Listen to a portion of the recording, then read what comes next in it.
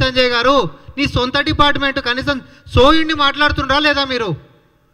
ఇక్కడ రాష్ట్రం యొక్క పోలీస్ డిపార్ట్మెంట్ ఎవరికి రాస్తారండి ఉత్తరాలు?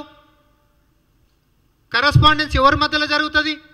పోలీస్ డిపార్ట్మెంట్కి అక్కడ ఉంటున్నటువంటి సిబిఐకి రెడ్ కార్నర్ నోటీస్ అయినా ఇంటర్పోల్కి సంబంధించినటువంటి అంశాలని కేంద్రంలో మినిస్టర్ ఆఫ్ హోమ్ అఫైర్స్ కింద సిబిఐ చూస్తుంది.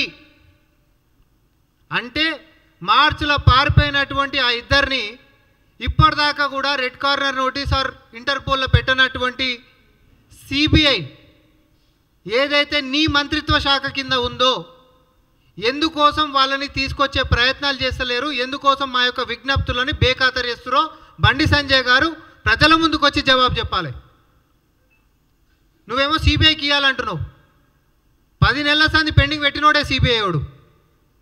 మేము ఉత్తరాల మీద ఉత్తరాలు రాయడం మాత్రమే కాదు, ఇక్కడ నుంచి ఉన్నతాధికారులు కూడా ఢిల్లీకి పోయి మరి సార్ దీన్ని ఎక్స్పీడియేట్ చేయండి అంటే త్వరితగిగా రెడ్ కార్నర్ నోటీస్ ఇవ్వండి, ఇంటర్పోల్ వాళ్ళది పెట్టండి. తద్వారా ఇంటర్నేషనల్లో ఉంటున్నటువంటి అన్ని ఎయిర్పోర్ట్లో కూడా సమాచారం ఉంటుంది. వాళ్ళు అమెరికాలో ఉన్నారనుకోండి, వాడు ఎయిర్పోర్ట్ నుంచి ఇంకో దగ్గరికి ట్రావెల్ చేయడానికి ఉండదు. తర్వాత వాళ్ళని వీడికి తీసుకొని వచ్చే దానికి ఇప్పుడు పాస్పోర్ట్లు ఉంటాయి. పాస్పోర్ట్ ఎవరికి ఎందుకు వస్తుంది?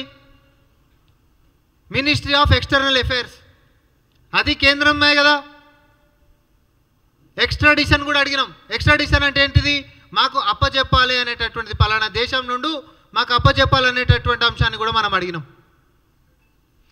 ఇటు రెడ్ కార్నర్ నోటీస్లో వాళ్ళది పెట్టమంటే రెడ్ కార్నర్ నోటీస్ ఇయ్యరు. ఇంటర్పోల్లో వాళ్ళ పేర్లు ఇప్పటిదాకా కూడా కాలే. పాస్పోర్ట్ జప్తు చేసిరంటే పాస్పోర్ట్లు జప్తు చేయలే. అన్నీ మీ శాఖ, మీ కేంద్ర ప్రభుత్వం ఆధీనంలో పెట్టుకొని బండి సంజయ్ గారన్న సొంత శాఖ అయినటువంటి సహాయ మంత్రి లెక్క ఉంటున్నటువంటి హోంశాఖ నీ కిందనే సిబిఐకి మేము మరి ఇన్నిసార్లు విజ్ఞప్తులు చేస్తుంటే త్వరితగతిగా చేయమని మీరు చేయకుండా ఈరోజు గాలి మాటల లెక్క ఈరోజు వచ్చి కాంగ్రెస్ పార్టీ మీద బురద జల్లనికే, మా ప్రభుత్వం మీద బురద జల్లనికే మాట్లాడతామనంటే ఒప్పుకునేటటువంటి ప్రసక్తే లేదు. నిజాలతో కడుగుతాం మిమ్మల్ని.